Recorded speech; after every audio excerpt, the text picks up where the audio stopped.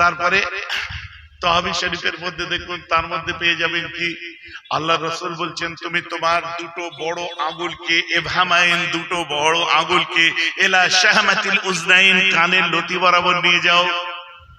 এখন আমাদের ইমাম আজম আবু হানিফা বললেন, তুমি যখন নামাজে দাঁড়াবে তখন তোমার দুই বুড়ো আঙ্গুলকে কানের লতি বরাবর নিয়ে যাবে। এখন আল্লাহ রাসূল বলছেন যে কাঁধ বরাবর নিয়ে যাও, ইমাম আজম আবু হানিফা বলছে কানের লতি বরাবর নিয়ে যাও। কারটা মানবো? এমনি দিমাগ ধুয়ে যাবে, বলবে আল্লাহ নবীরটা মানবো। তখন তার বলবে না 390 নম্বরে এই আছে, তখন বলবে না 391 এই আছে। আমি পরিষ্কার কথা, ইমাম আজম বলেছে কি আল্লাহ রাসূলেরটা মানবো, তবে যেভাবে আমার ইমাম মানতে বলেছে সেইভাবে মানবো। কারণ কিয়ামতের দিনে আল্লাহ আমাদের ডাক দেবেন ইমামের নাম ধরে। জোরে বলুন না সুবহানাল্লাহ। তাহলে আমি কিভাবে দাঁড়াবো? ইমাম বলেছে তোমার দুটো বড় আঙুলকে কানের লতি বরাবর নিয়ে যাও। যখন লতি বরাবর নিয়ে গেলাম, ওই দেখুন 389 নম্বর হাদিসে আমল হয়ে গেল, হাত কাঁধ বরাবর অটোমেটিক এসে গেল। ঠিক আছে। আমার নবী বলছে তুমি আঙ্গুল ফাঁক করো, করে দিলাম 390 নাম্বার। আমার নবী বলছেন 91 নম্বরে কি, যে তুমি কানটা, হাতটা কান বরাবর নিয়ে যাও। এই দেখুন, এই যখন কানে বড় আঙ্গুল কানের লতি বরাবর নিয়ে গেছি, অটোমেটিক হাত কান বরাবর চলে গেছে। জোরে বলুন না সুবহানাল্লাহ। আর তহবি শরীফের মধ্যে লিখছে তোমার বড় আঙ্গুলকে কানে টাচ করো, তুমি একটা মেনে একটা সওয়াব পাচ্ছ। আর ইমাম যেটা বলেছে ওইটা আমি যদি মানি, 389 নম্বরের সওয়াব পেলাম, কাঁধ পর্যন্ত হাত। 390 নম্বরে পেলাম 391 নম্বর প্লাস তাহরিমা। তুমি এক তাহরিমায় একটা সওয়াব পাবে, কারণ নিজে পড়ে আমল করছো, আর আমি ইমামের কথা শুনে আমল করছি। তাই আমরা একটা তাহরিমা বেদে 4টে হাদিসের সওয়াব পাবো। জোরে বলুন সুবহানাল্লাহ। That's why we are following the ফিকহে হানাফি। কথাটা বুঝতে পারছেন? এই জন্য ফিকহে হানাফি। ইমাম আজম আবু হানিফা আমাদেরকে আলাদা আলাদা নয়, লস্যি তৈরি করে দিয়েছে, খালি খা। লস্যি খেয়েছেন? লস্যি খান না গরমের সময়? কানাডা থেকে, ইউএসএ থেকে, আমেরিকা থেকে ফরেনার এসছে, লেডি এসছে, মেম সাহেব এসছে, সাহেব এসছে, ঘুরতে ঘুরতে দেখছে লস্যি তৈরি হচ্ছে। Man, what is that? This is lassi, lassi.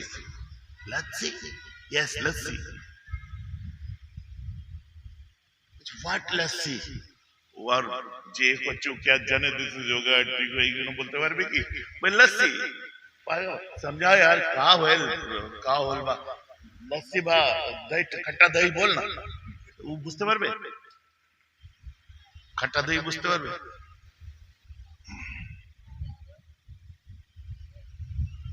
কি করে ফরেনার বলছে ওকে মেক দ্যাট, বলছে পুটিং খট্টা দই, oh this is cat, yes putting cat, then 1 spoon this oh sugar, okay চিনি দেখলে সবাই চিনতে পারে, sugar, হ্যাঁ 1 spoon sugar, then kali mirch, oh black pepper, okay, then little bit black pepper, then little synthetic scent, okay, then putting ice, pure jan thanda, খাইয়ে জান ঠান্ডা করে দিয়েছে। ও কি করেছে, বাজারে ঘুরে ঘুরে টক দই কিনেছে, চিনি কিনেছে, গোলমরিচের গুঁড়ো কিনেছে, সব কিছু কিনে 5 স্টার হোটেলে চলে গেছে। মেমকে বলছে, মেম সাহেবকে বলছে, honey I will make lassi here right now. Okay okay okay, come on do it first.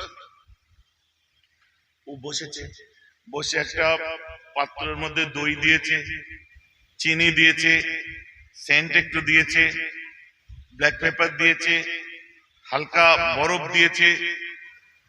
ওর মাথায় নেই যে ওই যে ঘুটনিটা ছিল, ঘুটনি কেনা হয় না, ঘুটবে কি করে? তখন টিভিতে বাবা রামদেবের চ্যানেল চলছিল, পেটে গুড়গুড় করে না,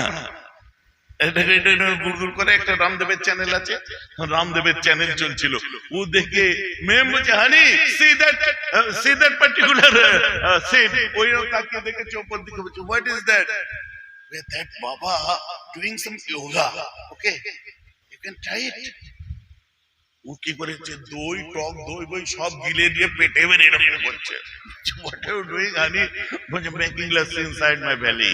মানে পেটের মধ্যে আমি এখন লস্যি তৈরি করছি, বুঝতে পেরেছেন? আমার আলাদা করে দই লাগবে না, নিজে পড়ে আমল লাগবে না। ইমাম আজম আবু হানিফা তৈরি করে দিয়েছে, সেটা মেনে চলো, খাঁটি জিনিসটা পেয়ে যাবে। বলুন না সুবহানাল্লাহ। কথাটা আমার বোঝা গেছে না যায়নি? আলাদা আলাদা করে কতক্ষণ নেবো? ওইভাবে যদি আপনি নেন, আল্লাহ রাসূল বুখারী সহিহ হাদিসের মধ্যে বলছেন, বুখারী খুলুন, তারকুল উযু মিম্মা মাসাতাহুন নার, উযু করে যদি গরম জিনিসে হাত দাও তোমার উযু নষ্ট হয়ে যাবে। এখন উযু করে গরম চা খাওয়া যাবে? বুখারীর হাদিস। ওই জন্য চা দাওনি, ওই জন্য চা দাওনি, ফের দিতে হবে। হাদিসটা শেষ পর্যন্ত এখন বুঝিয়ে বলে ওই হুজুর গরম চা খাওয়া যাবে না বলতে দেবে না, শুনে যা। এখন আপনি আল্লাহ রাসূল বলেছে পরিষ্কার হয়ে গেছে, মানুন গরম ভাত গরম চা গরম কিছু খাওয়া যাবে না, কারণ আমার রাসূল বলছেন তারকুল উযু মিম্মা মাসাতাহুন নার, কিছুই খাওয়া যাবে না। ওই হাদিসটাও সহিহ, কিন্তু মুহাদ্দিসিনরা নকদ করতে আরম্ভ করলেন। অনেক পরে আমার রাসূল বললেন ওয়া আখিরুল আমরাইন তারকুল উযু মিম্মা মাসাতাহুন নার। আল্লাহ রাসূল শেষে একটা হুকুম দিলেন, এখন গরম জিনিস খাও তোমার উযু নষ্ট হবে না। তো একদল দুটোই সহিহ হাদিসের নিরিখে, দুটোই সহিহ হাদিস। একদল খাবে না যেহেতু নবী বারণ করেছে, একদল খাবে আর নবী হুকুম দিয়েছে। এখানে হচ্ছে হাদিসের উসুল বলছে কি, যে একই বিষয়ের উপরে শেষ হুকুম যেটা আছে ওটাই এস্টাবলিশড হবে, আর প্রথম হুকুম যেটা ওটা মনসুখ হয়ে যাবে, রহিত হবে। তাই হাদিস বুঝতে গেলে নাসিখ মনসুখের জ্ঞান রাখতে হবে। এই যে আমার কথা বুঝতে পারছেন তো? তাহলে প্রথমটা রহিত হলো। হাদিসের ক্ষেত্রে বহু হাদিস যেমন আছে, হাদিসের ক্ষেত্রে সেটা সহিহ, পর্যালোচনা করে দেখুন, কিন্তু সেটা মনসুখ হয়েছে, ওটা রহিত হয়েছে, কারণ পরবর্তীতে আরো অন্য হাদিস এসে গেছে।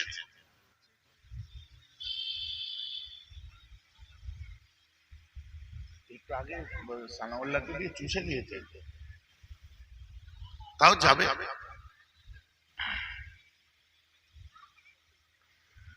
ভাই যে আমার কথা আপনারা বুঝতে পারছেন তো নাকি? এমনি ধরে চেপে বসিয়ে রেখে আমার জলসার এই হাল, কষ্ট করে বসিয়ে রেখেছি, আমার বলে রুমাল নিয়ে যাবে, চেপাটা আর থাকবেই না।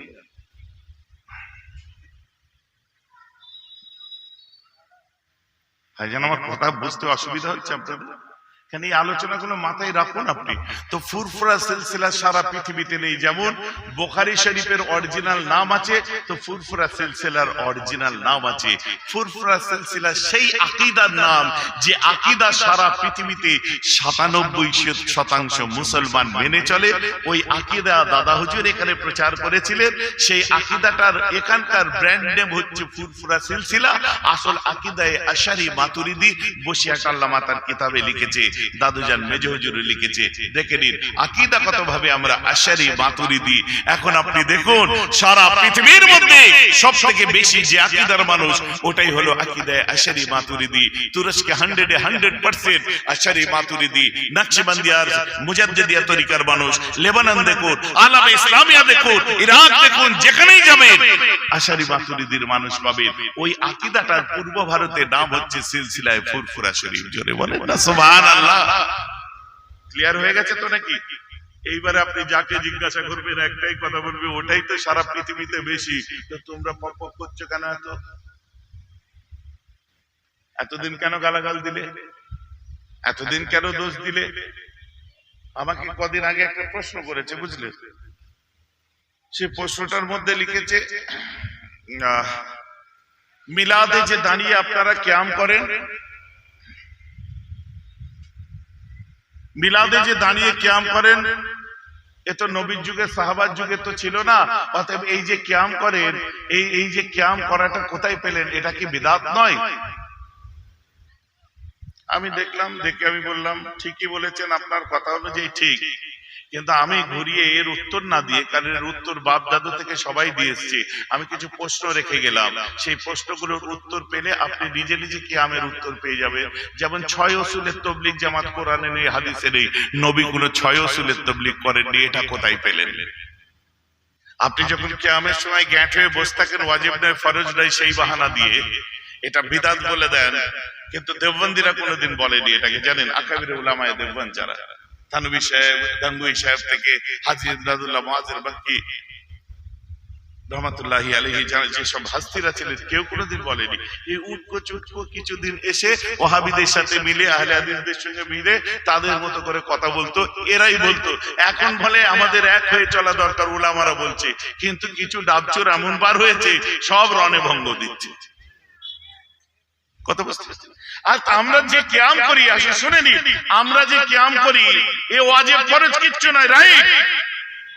তো এক্ষেত্রে যারা কিয়াম করে না তারা বাহানা দেয় কি, দাদা হুজুর তো ওসিয়তনামার মধ্যে বলেছে এটা ওয়াজিব নয়, ফরজ নয়, দাঁড়ালে সব, না দাঁড়ালে গুনাহ নেই, এটা আপনার মানে করা জরুরি নয়, দাদা হুজুর বলেছে।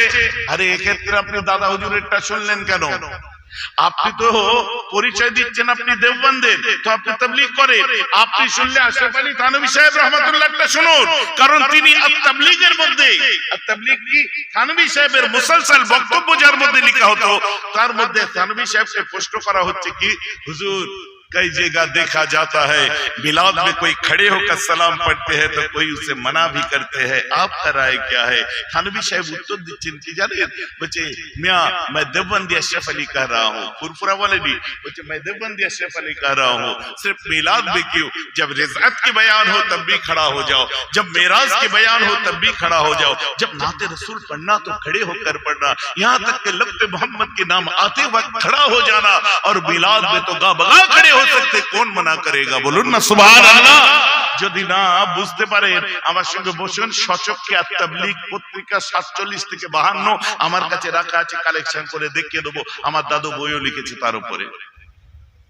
এই যে আমার কথা বুঝতে পারছেন? এখন দাদা হুজুর বারণ করেছে বলে তুমি উঠছো না, থানভী সাহেব বলছেন নবীর নাম মুখে এলেই দাঁড়িয়ে পড়ো, তো তুমি এক্ষেত্রে ফুরফুরার সঙ্গে পীড়িত করে নিজেরটাকে তালাক দিলে কেন? আগে তার জবাব দাও। আমার কথা বুঝতে অসুবিধা হচ্ছে, সেক্ষেত্রে তুমি তোমারটা শুনতে পারতে। আরে আমাদের তো বলাই আছে যেখানে দাঁড়িয়ে সালাম পড়ার রসম নেই, তুমি কোন একটা জায়গায় গেছো, যে দাঁড়াচ্ছে না ওইখানে যে পাকামো করে তোমায় দাঁড়াতেও হবে না, আর যেখানে দাঁড়াবার পরিস্থিতি আছে, পরিবেশ আছে, সবাই দাঁড়ালে তুমি দাঁড়াও, অসুবিধা নেই,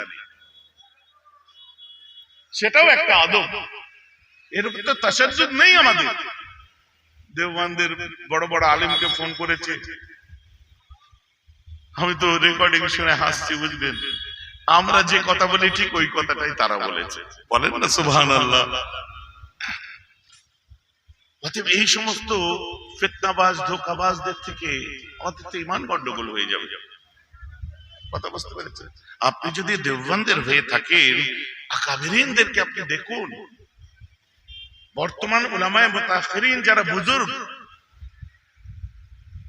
তাদেরকে দেখুন, তাহলে তার ফিতনা তৈরি হয়নি। সূরা কমিটির রঙে না রঙে আপনি আলেমদের রঙে রঙে কথা বলুন, যেহেতু স্টেজে উঠে বক্তব্য দিচ্ছেন। কোন তাশাদ্দুদ নেই, ঝামেলা নেই। কত দেওবন্দি উলামা তারা দরবার শরীফে আসে, বসি, কথা বলি, আলোচনা হয়, কিতাবি আলোচনা দীর্ঘক্ষণ, পুরনো দিনের তাদের কথাগুলো তারা বলে, আমরা আমাদের গুলো যখন বলি। দেওবন্দের মুহতামিম সাহেব যিনি এসেছিলেন, কথা বুঝতে পারছেন না?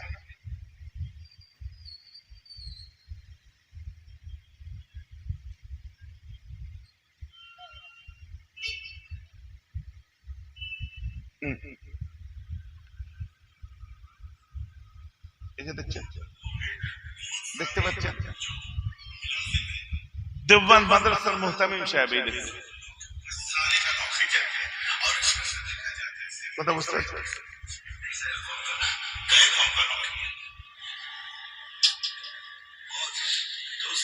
এই দেখ,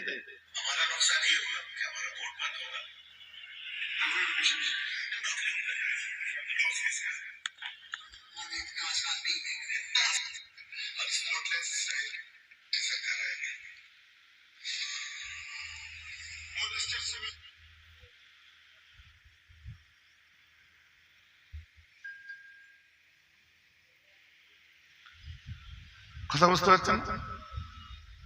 এদের মধ্যে খুলুসিয়াত দেখলে মাথা খারাপ হয়ে যাবে। কত মহব্বতের কথা। মদিনাতুল উলুম বিদাত, সেখানে বাকায়দা আমি যাওয়ার পর আমাকে দিয়ে বুখারী পড়ালেন। আর সকল নতুন স্টুডেন্ট যাদের কদিন পরে দার্সে বুখারী ছিল, বলে আপনি বড় বুজুর্গের বাড়ির ছেলে, আপনি একটু দার্স দিয়ে যান। এগুলো সব রেকর্ডেড। অতএব আপনি এদের নয়, আপনি আলেমদের মতো হন। যেহেতু স্টেজে উঠেছেন, আমার পরিচয় আমি ফুরফুরা সিলসিলার মানুষ, আল্লাহ রাসূলকে মুজাদ্দিদে জামানের দ্বারা চিনেছি আমরা। ও পরিচয় চেঞ্জ করতে আমি চাই না। ইখলাস কাকে বলে, খুলুসিয়াত কাকে বলে, এ তো আমাদের তাসাউফের একটা মূল অধ্যায়ের মধ্যে পড়ে, দ্বন্দ্ব ঝামেলার মধ্যে তো পড়ে না। বলতে বলতে অনেক দূরে চলে এসেছি। মুজাদ্দিদে জামান রাহমাতুল্লাহ আলাইহি এই সম্পর্কে শুধু আমি এতটুকু বলে ক্ষান্ত হব না, বললে অনেক দূর পর্যন্ত এগিয়ে যাবে। মুজাদ্দিদে জামানের এই আশারি মাতুরিদি আকীদার তিনি প্রচার করেছিলেন, যেটা সারা পৃথিবীময়, तमाम দুনিয়াময়, যেটা যার কোনো তুলনা হয় না। ভাইরা আমার, কি বলে, ছোট ভাইরা জুনায়েদ, আব্বাস, তারপরে আমাদের কি বলে কাসেম, আমার ছোট ভাই কাসেম, সব বগদাদ থেকে ঘুরে চলে আসে। বুঝতে পারছেন? হ্যাঁ, আপনার সাউদ, জুনায়েদ এসে আমাকে শোনাচ্ছে, ভাইরা আমাকে শোনাচ্ছে যে ভাইজান, ওখানে যদি এই সমস্ত জিনিস দেখে আমরা অবাক হয়ে গেছি। আমরা তো অনেক কিছু দাদা হুজুর কেবলা রহমাতুল্লাহ আলাইহি বারণ করেছে, যেগুলো করি না। কিন্তু আরব থেকে, এই যে ইসলামের এটা বলছিলাম না, আরব থেকে, আরবের পরে উত্তরে হচ্ছে সিরিয়া, শাম, আর ইরাকটা শাম মুলকের মধ্যে পড়ে। আরে বলেন সুবহানাল্লাহ। কিন্তু ইরাক নাম পুরনো। আল্লাহ রাসূল বলছেন, জানি জিবরাইল ফাখবরনি আন ইবনি আল হুসাইন বা'দা মিন্নি বিআরদিল ইরাক ইয়াকুলুহা কারবালা। এই পুরাতন নাম, ইরাক আজকের নাম না, কিন্তু শাম মুলকের মধ্যে পড়ে, ইহাতায়ে শামের মধ্যে পড়ে। শামের পরে যেটা এখন নাম সিরিয়া, তারপরে হচ্ছে তুরস্ক, তারপরে ইজিয়ান সাগর, মারমু সাগর, তার মধ্যে বাষ্পরাশপ্রণালী, তারপরে হচ্ছে রোমের আপনার পূর্ব প্রান্ত, যেটাকে বাইজেন্টাইন বলা হয়, বাইজেন্টাইন রোম, বা যেটাকে আমাদের ভাষায় কুস্তুনতুনিয়া বলা হয়। রাসূল পাক বলেছে, কুস্তুনতুনিয়ার যুদ্ধে যারা শরীক হবে জান্নাতের সুখবর আছে, যেটাকে কুস্তুনতুনিয়া বলা হয়, কনস্টান্টিনোপল যেটাকে বলা হয়, যেটা পরবর্তীতে এই 14টা পাথর যে ভেঙে পড়েছিল, স্বপ্ন দেখে আপনার হঠাৎ দেখলো যে রোমের সম্রাটের বিশাল অট্টালিকার 14টা পাথর ভেঙে পড়েছিল। পরবর্তীতে ওই বাদশা যে দেখলো যে বালাখানা তৈরি করেছিল, তার 14টা বাদশার পরে 1453 বা 51 হিজরিতে অটোমান সাম্রাজ্যের সম্রাট দ্বিতীয় মুহাম্মদ ইস্তাম্বুল জয় করেছিলেন এবং হায়া সোফিয়াকে মসজিদ করেছিলেন। জোরে বলুন সুবহানাল্লাহ। কখন? নবী জন্মেছেন জন্মাবার বহু পূর্বে, বহু পরে। হায়া সোফিয়া আবার আরম্ভ হতে চলেছে, দেখবেন এই যেটা ওয়েস্টার্ন ওয়ার্ল্ডে বাইতুল মুকাদ্দাস চলছে, পরে হায়া সোফিয়া। এমন মুসলমান, শুধু আমি কেন বলতে চাইছি একটু বোঝার চেষ্টা করুন। আল্লাহ রাসূলের শান যখন সব খাটো করার জন্য লাপাচ্ছে, মলি সাহেব হয়েছে, মাথায় টুপি, মুখে দাড়ি লাগিয়ে দিয়ে অহংকারে টকবক করে ফুটছে, নামে তাল পুকুর ঘটি ডোবে না, কথাবার্তায় যেগুলো বুঝতে পারা যায়, লোকের শেখানো কথা বলা, লোকের শেখানো মতন পড়ে পড়ে পড়ে পড়ে সেগুলোকে উচ্চারণ করে সুন্দর করে শোনানো, আর কিছু নেই ভাড়ে। রাসূলের শানে কোন কথাটা বিয়াদবি, একটা কমন সেন্স নেই। এমন মুসলমান শুধু তাই নয়, আল্লাহ রাসূলের যখন দুনিয়ার জমিনেতে জন্ম হয়েছিল, এটা ছিল একটা বড় বিষয়। জমিন থরথর করে কাঁপে, আসমান থরথর করে কাঁপে, জমিন আনন্দ করে, আসমান আনন্দ করে। জমিনকে জিজ্ঞাসা করা হয়, কি করছো? জমিন বলে, আমি তো খুশি করছি। কিসের খুশি? বলছে, মেরে সিনে মে কদম রাখনে ওয়ালা আজ মুঝে মেরা আহমদ মিল গয়া। আমার के पा दिया, मोहम्मद पे गए आज और अहमद की बेटी। आसमां भी झूमने लगी, क्या बात है। आसमां ने कहा मैं तो खुशी मना रहा हूँ, किस बात की?